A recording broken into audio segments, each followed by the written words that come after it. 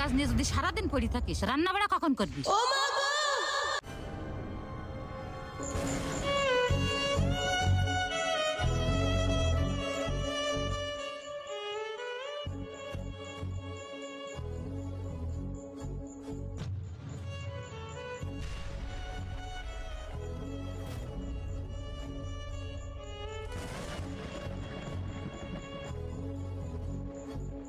এই ওঠো ওঠো।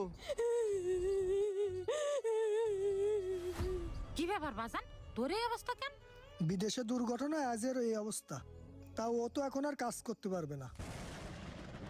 ওর হাত পা ভেঙে ও পুরো পরুটে হয়ে গেছে, তাই বস ওরে বাড়ি পাঠাই দিয়েছে। এখন চিকিৎসার জন্য ওর অনেক টাকা পয়সার প্রয়োজন, আপনারা ওরে চিকিৎসা করান।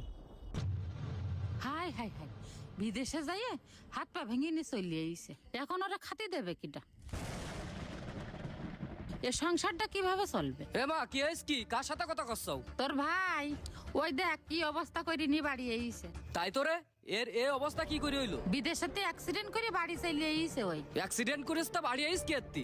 বিদেশে থাকি ও তো চিকিৎসা নিতে পারতো। এ হাত পা খোড়া করে নিয়ে বাড়ি আইস কি এত্তি? বিদেশে যাই হইলো মানুষ টাকার বস্তা আনতি, আর এ আইস হাত পা ভেঙ্গি। টাকার বস্তা আনবে কি রে?